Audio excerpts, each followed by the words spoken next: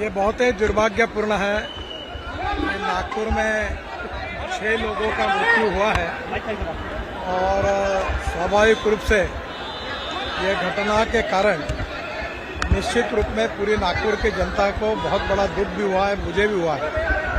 और इसीलिए मैंने प्रार्थना की थी कि आज कोई मेरा स्वागत या कोई स्वागत यात्रा नहीं निकालूंगा और मुझे बहुत दुख और दर्द है।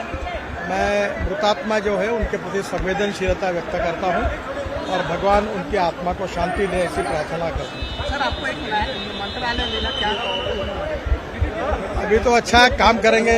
अभी 7 वर्ल्ड रिकॉर्ड हुए हैं तो और ज्यादा करने की कोशिश करेंगे। तीसरी बार मंत्री बने, नागपुर शहर की जनता भी बहुत उत्साहित है, आपको लेकर क्या कहेंगे? जनता का प्रेम और विश्वास ये किसी भी राजनीतिक नेताओं के लिए सबसे बड़ी पूंजी होती है और मैं भाग्यवान हूं कि नागपुर की जनता ने तीसरी बार मुझे चुनकर दिया है।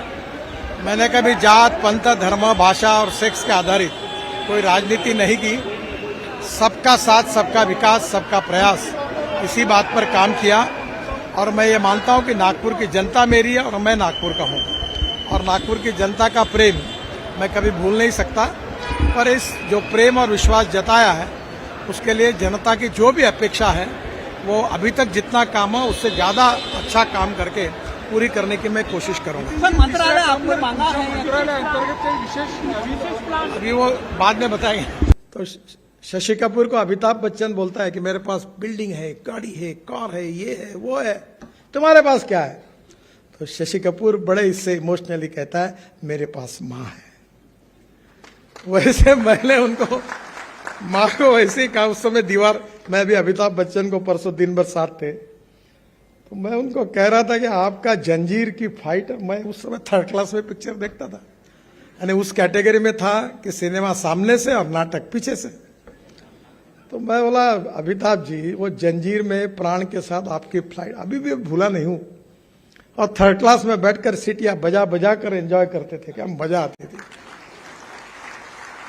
दीवार और जंजीर की बात कर रहा था, हमारा दिन भर शूटिंग था। तो उन्होंने कहा नितिन जी, मेरी एक फिल्म अच्छी चल जाती है तो लोग 6 महीने याद रखते हैं और गाने अच्छे होते हैं तो साल भर याद रखते हैं, पर हम मुंबई कर आपको जीवन भर याद रखेंगे क्योंकि रोज घर से निकलते तो फ्लाईओवर के कारण, वर्ली बांद्रा के कारण, मुंबई पुणे एक्सप्रेस हमारे रोज समय बचता है, नहीं तो हमारी हालत खराब हो जाती थी। तो हम आपको जीवन भर याद रखते हैं। अब हमारी फिल्म में 1 साल ही याद रखते हैं। जब उन्होंने कहा तब मुझे लगा मैं तो भूल गया, वो पुरानी बात हो गई। क्योंकि हमारे यहाँ एक बहुत अच्छी बात है, मराठी में एक बहुत बड़े साहित्यिक थे शिवाजी सावंत। उनकी हिंदी में एक मृत्युंजय करके मराठी में किताब थी, बहुत सुंदर किताब है, बहुत सशक्त लेखक थे। और उसमें उन्होंने एक वाक्य लिखा था, वो महाभारत के इतिहास पर थी, महारथी कर्ण प्रथा किताब, हिंदी एडिशन है उसकी, बहुत सुंदर किताब है। उसमें उन्होंने एक बात लिखी थी कि विस्मृति ये भगवान ने व्यक्ति को दी हुई सबसे बड़ी देन है। जब मैंने उसको पढ़ा तो मुझे वो बात इतनी जज गई कि मैंने ये तय किया कि आप कोई काम करना है तो उसको भूल जाओ। और मेरी माँ अक्सर कहती थी कि अगर किसी के लिए कुछ मदद करना है तो मदद जिस क्षण में करते हो उस समय भूल जाओ, बताओ मत किसी को। तो मैं तो भूल गया हूं, पर अपना जो कार्य होता है वो लोग याद रखते हैं। आप आर्टिफिशियली कितना भी करो, कितने पोस्टर लगाओ, बैनर लगाओ, कुछ नहीं होता। If you deserve for it you will get it. अगर आप में क्षमता होगी तो निश्चित रूप से वो आपको मिलता ही है। अच्छा, मैंने नहीं, आप तो साइंटिफिकली आर्किमिडीज ने भी कहा है कि पानी में कोई भी चीज डुबाओ, जितना वजन होगा उतना ही पानी ऊपर आएगा। तो तुम अगर जेब में कोई वजन लेके बैठोगे तो शायद वजन थोड़ा ऊपर हो जाएगा, पर नियम यही है कि if you deserve for it you will get it. तो दौड़ो मत किसी के पीछे। Respect should not be demanded, it should be commanded. If you deserve for it you will get it, आपको मिलेगा। पीछे मत लगो किसी को।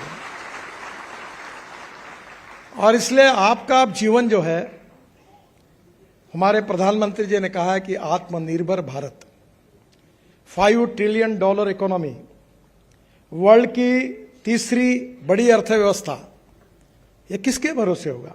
ये आपके भरोसे होगा और ये आपको बनाने का है। और इसमें सबसे इंपॉर्टेंट कुछ है तो टेक्नोलॉजी, इनोवेशन, रिसर्च, साइंस, ये इंपॉर्टेंट है। और आपको मैं बताता हूं कि हमारे यहां स्टार्टअप आ रहे हैं, नए नए लोग और इतने प्रयोग कर। मैं ऑटोमोबाइल सेक्टर में उसका मंत्री हूं।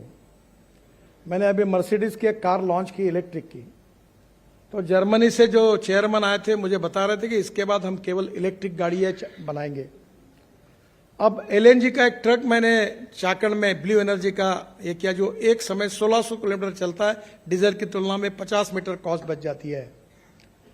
आज जब मैं इलेक्ट्रिक गाड़ी की बात करता था, इलेक्ट्रिक स्कूटर की, कार की, बस की, तो लोग मुझे सवाल पूछते थे कि रास्ते में बंद होगी तो क्या होगा। दुनिया भर के सवाल पूछते थे पत्रकार, अब कोई नहीं पूछता। अब इलेक्ट्रिक बसेस आ गई, 5 साल के अंदर इस देश में पूरी इलेक्ट्रिक बसेस बन जाएगी। इलेक्ट्रिक कार है, अब मेरे पास 3 कार है। इलेक्ट्रिक कार है, 100% इथेनॉल पर चलने वाली वर्ल्ड की पहली टोयोटा की इनोवा है, जो यूरो 6 के इमिशन नॉर्म्स को पूरी करती है। अगर पेट्रोल की तुलना में अगर उसका हिसाब लगाएंगे तो गाड़ी बिजली भी तैयार करती है, तो 25 रुपए लीटर पेट्रोल का भाव आता है। बहुत सुंदर है। हाइड्रोजन की कार है। मैं इसलिए हाइड्रोजन की कार मैंने लाई, उसका नाम है मिराई। उसकी एक कहानी है। मैं जब ये टीवी इंटरव्यू में, आजकल मैं तो नहीं सुनता मेरे इंटरव्यू, पर मुझे यूट्यूब से 2.5 से 3 लाख रुपए महीना मिलता है, इसका मतलब लोग बहुत सुनते हैं। तो मेरे पत्नी ने एक बार खाना खाते हुए मुझे कहा कि आप बोल रहे हो कि पानी से हाइड्रोजन निकलेगा और हाइड्रोजन से गाड़ी चलेगी, तुम्हारे ऊपर मेरा ही तो विश्वास नहीं बैठता, तो लोगों का क्या बैठने वाला है? तब मेरे ध्यान में आया कि मेरे बीच में, मेरे और लोगों के बीच में बहुत बड़ा अंतर है। तब मैंने विक्रम किर्लोस्कर, जो टोयोटा इंडिया के चेयरमैन थे, उनको फोन किया, विक्रम मुझे हाइड्रोजन की कार चाहिए। बोले, वो बताने लगा, बोला I don't know reasoning, I like people who can get the things done. क्या प्रॉब्लम है वो तुम्हारे? नहीं, वो ऐसा है। देखो एक बात याद रखो, I always telling to people, there are some people who convert problems into opportunities and there are some people who convert opportunities into the problems. मुझे मालूम नहीं, मुझे कार चाहिए। उसने मुझे कार लाके दी, उसका नाम है मिराई। मिराई यानी जापानी वर्ड है, उसका अर्थ होता है फ्यूचर। मैं जो आपको अपील करने वाला हूं वो फ्यूचर जो है, इसका मतलब hydrogen is a fuel for future. The futuristic vision, futuristic technology and a futuristic planning is very, very important. You can donate eye, but you cannot donate vision. Lack of vision is a problem. और उसमें काम करने के लिए strong political will, decision making capacity, team work, अगर ये 3 छोटी छोटी बातें आपके पास होगी तो you can make miracles. और हमारे देश में आज वर्ल्ड की सबसे ज्यादा इंजीनियरिंग ट्रेन मैन पावर अगर वर्ल्ड में किसी देश में है तो वह हिंदुस्तान है। पर मैं आपको एक ही अनुरोध करूंगा कि हमारे देश में जो ग्रोथ होती है वो 22 to 24% फ्रॉम मैन्युफैक्चरिंग सेक्टर, 54 से 56% from service sector and 12% from agriculture and allied sectors. मैं आपको अनुरोध करूंगा कि गांव, गरीब, मजदूर और किसान, जल, जमीन, जंगल और जानवर, इस पर आधारित टेक्नोलॉजी को डेवलप करो। चलो गांव की ओर। अब स्मार्ट विलेज, स्मार्ट सिटी नहीं, स्मार्ट विलेज बन सकता है। मैं कृषि क्षेत्र में काम करता हूं। मेरे क्षेत्र में 10,000 किसानों ने आत्महत्या की है। मैं बिजनेसमैन नहीं हूं, न मैं इंडस्ट्रिस्ट हूं, पर मैं जो एग्रीकल्चर में काम करता हूं उसका टर्नओवर 2,500 करोड़ है। मैं 15,000 लोगों को रोजगार दे चुका हूं। यह संभव है कि आपकी टेक्नोलॉजी का उपयोग करके, अभी हम लोग बांबू से इथेनॉल बना रहे हैं।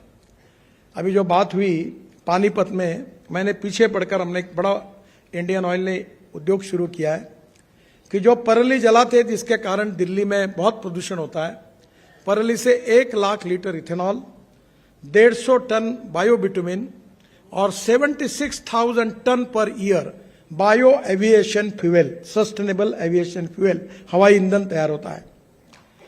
अब अभी आपको पता होगा कि डाहोस में ये बात चल रही है कि ये जो कार्बन न्यूट्रल की तरफ जाना है, इसमें अब आपको पेट्रोलियम एविएशन फ्यूल में 5% बायो एविएशन फ्यूल डालना पड़ेगा। और मेरे ऊपर विश्वास रखिए, हमारा किसान केवल अन्नदाता नहीं है, ऊर्जादाता है। केवल ऊर्जादाता नहीं है, बिटुमिन दाता है। केवल बिटुमिन दाता नहीं है, हवाई ईंधन दाता है। The diversification of agriculture towards energy and power sector, ये संभव है। मैं 2004 से इसके ऊपर लगातार कोशिश करता रहा हूं। पिछले 2 साल पहले 26 जनवरी में हमारे फाइटर जेट और हेलीकॉप्टर बायो एविएशन फ्यूल में चले।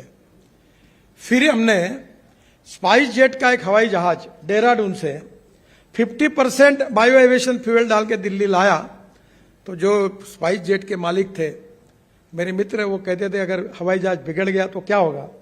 मैंने बोला तेरे बहुत काम किए, एक आधा हवाई जहाज बिगड़ गया तो हमारे नाम पे रख देना। कोई नहीं बिगड़ा। अभी विस्तारा का पूरा 100% बायो एविएशन फ्यूल पर हवाई जहाज की ट्रायल हुई।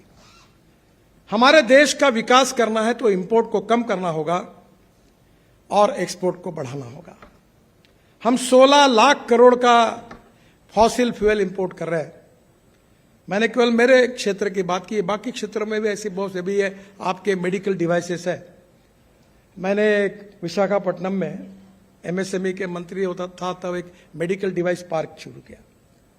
आपको ताज्जुब होगा, वहां सब मैंने 500 वेंटिलेटर वहां से खरीदी करके कोविड के समय बांट दिए, एक भी खराब नहीं हुआ। आप जो वेंटिलेटर खरीदते हैं वो 5 से 7 लाख रुपए का है, मैंने 47,000 में खरीदी की। एमआरआई, सीटी स्कैन सब अपने यहां बन रहा है। हमारे देश को एक्सपोर्ट को बढ़ाना होगा। कैपिटल इन्वेस्टमेंट आएगी, इंडस्ट्री, ट्रेड, बिजनेस बढ़ेगा तो रोजगार निर्माण होगा। रोजगार निर्माण होगा तो गरीबी दूर होगी, और गरीबी दूर होगी तो समृद्ध संपन्न भारत निर्माण होगा। हमें सोशल इक्वालिटी, इकोनॉमिक इक्वालिटी के लिए काम करना है। जात, पंथ, धर्म, भाषा के आधार पर कोई डिस्क्रिमिनेशन हमको मान्य नहीं है। आप तो एजुकेटेड है। कोई भी व्यक्ति उसकी जात, पंथ, धर्म, भाषा और सेक्स से बड़ा नहीं होता, उसके गुणों से बड़ा होता है। हम समाज की छुआछूत, अस्पृश्यता, जातीयता समाप्त करेंगे और समाज के गरीब तबके के जो लोग हैं उनका विकास हो, वो मुख्य प्रभाव में आए, उसके लिए कोशिश करें। हमारे सोसाइटी के 3 इंपॉर्टेंट पिलर्स है: ethics, economy, ecology and environment. वायु प्रदूषण, जल प्रदूषण और साउंड पोल्यूशन, ये तो मुक्त करना ही है। अब हाईवे पे मैं मंत्री हूं, 40% पोल्यूशन मेरे कारण ही होता है। मैं गिल्टी कॉन्शियस हूं, पर मैं पेट्रोल डीजल के पीछे हाथ धोकर पीछे पड़ा हूं, और मेरा विश्वास है मैं इनको हद्दपार करने में मेरे जीवन में यशस्वी होऊंगा।